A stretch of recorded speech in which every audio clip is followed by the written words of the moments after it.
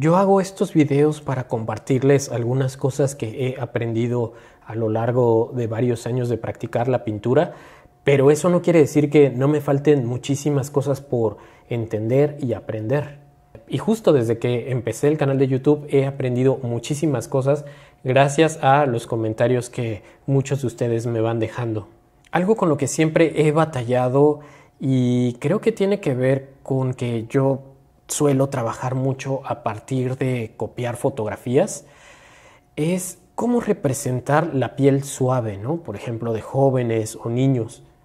Digamos, porque lo que uno intenta hacer siempre es como arrastrar o fundir o fusionar el óleo para que se vea así como suavecito, pero como que el resultado no queda bien y uno ve cuadros, por ejemplo, de Bouguereau, que es un pintor que tiene justo estos acabados muy finos. No se ve así, ¿no? O sea, no se ve la pintura arrastrada.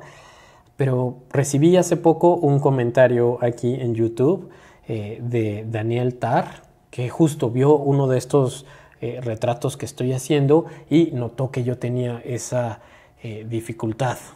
Lo que él me comentó es que es mejor entender la forma no como algo liso y continuo, sino más bien como un sinnúmero de pequeñas caras o planos de diferente matiz y valor tonal.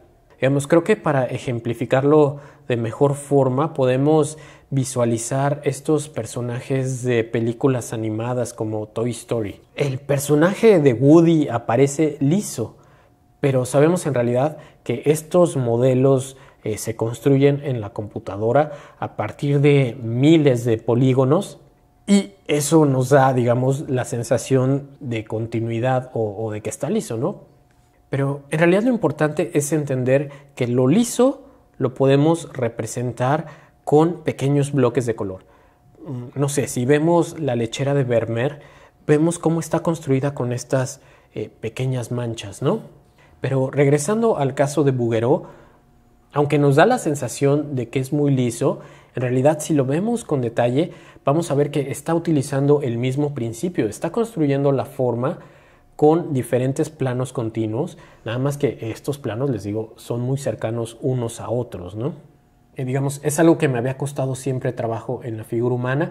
Digamos, cuando había una luz contrastada o, por ejemplo, tenía un personaje hombre, no había tanto problema. Digamos, igual me pueden decir, oye, pero tú sí pintabas algunos cuadros así. Y les digo, sí, pero cuando eran personajes o modelos que se podían, o que yo veía claramente cómo estaban los diferentes planos, ¿no? Principalmente en eso, retratos de hombres o retratos con una luz muy marcada. Pero en este caso donde la luz es como frontal, plana y la piel es muy suave, ahí es donde siempre fundía un color con otro, ¿no? Arrastraba el color y al final no se veía bien.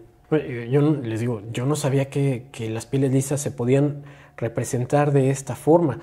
Me puse a practicarlo con esta pequeña nariz y el resultado me ha gustado, digamos. Ahora veo cómo muchos pintores logran este tipo de resultado, ¿no? Donde el volumen es representado por pequeños planos de color. Digamos, era lo que yo no entendía, no sé, simplemente no había visto que lo liso también se podía representar de esta forma y al final, les digo, va a ser algo que voy a continuar practicando.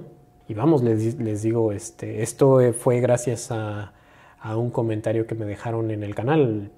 Vamos, en realidad continúo aprendiendo y les digo, estos videos en realidad me han transformado mucho mi forma de entender la pintura, de explicar la pintura, ¿no? De enseñarla y también de hacer mi propia pintura, ¿no? Por supuesto, me interesa seguirles compartiendo las cosas que voy entendiendo junto con ustedes y bueno, pues nos vemos en el próximo video.